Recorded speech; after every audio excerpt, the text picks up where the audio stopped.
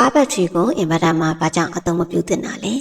အခြေခံအားဖြင့်တော့ကားအတွက်ထုတ်ထားတဲ့ကားဘက်ထရီဖြစ်တဲ့အတွက်အင်ဗာတာမှာအသုံးမပြုသင့်ဘူးဆိုတာကိုတော့အားလုံးသတိပြုပြီးကြမယ်ထင်ပါတယ်ကားဘက်ထရီကိုအင်ဂျင်စတင်မှုအချိန်တိုအတွင်းလက်စစ်အားထုတ်လို့ဒီဇိုင်းလုပ်ထားတာဖြစ်ပြီးတော့အင်ဗာတာဘက်ထရီကတော့အချိန်ကြာနဲ့ဖြည်းဖြည်းချင်းအသုံးပြုရတဲ့စနစ်ဖြစ်ပါတယ်ဒါကြောင့်ကားဘက်ထရီကိုအင်ဗာတာမှာအသုံးပြုလိုက်မယ်ဆိုရင်အကောင်လည်းပြီးဘက်ထရီအပြည့်မြန်ပါတယ်။ဘာကြောင့်လဲဆိုတော့ကားမှာကခဏလေးသုံးရပြီးတော့ချချင်းပြန်ဝင်ပြီးလဲပတ်သွားတာဖြစ်တဲ့အတွက်အနည်းဆုံး2နှစ်ခွဲလောက်ထိခံနေဆိုပေမဲ့အင်ဗာတာနဲ့အသုံးပြုလိုက်တဲ့အခါကားဘက်ထရီကိုအပြည့်အဝအသုံးချလိုက်တာဖြစ်တဲ့အတွက် DOD 50% နဲ့အသုံးပြုမယ်ဆိုရင်တောင်မှ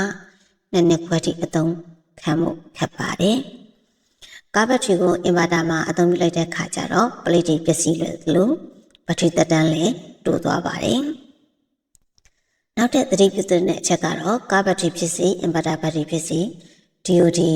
50% အောက်ချမသုံးသင့်ပါဘူး။ DOD 50% အောက်ချသုံးမယ်ဆိုရင်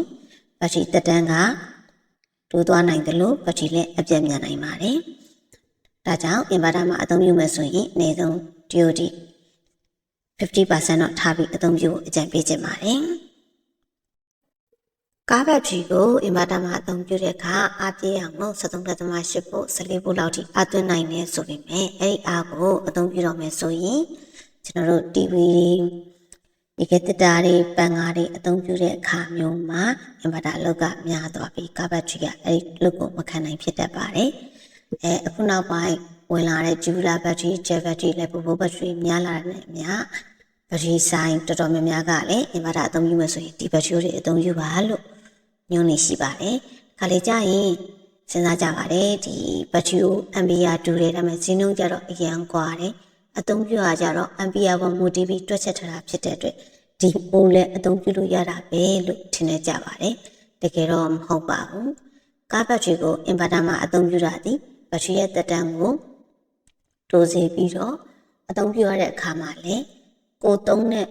ဝင်များတာနဲ့အများဘက်ထရီအပြည့်မြန်ပါတယ်အဲ့တော့အင်ဗာတာဘက်ထရီကိုဈေးကြီးပေးဝယ်ပြီးတော့9နှစ်ကြာအသုံးပြုရမယ်ဆိုရင်ကားဘက်ထရီကို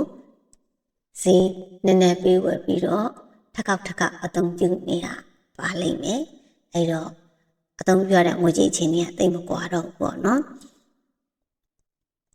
ဒါကြောင့်ဈေးနှုန်းလည်းချိုးခြင်းနဲ့ဘက်ထရီသက်တမ်းလည်းကြာရှည်အသုံးပြုခြင်းနဲ့ဆိုရင်တော့အင်ဗာတာမှာအသုံးပြုတဲ့ဘက်ထရီမျိုးကိုပဲရွေးချယ်ပါလို့ကြံပေးပါရစေခင်ဗျာ။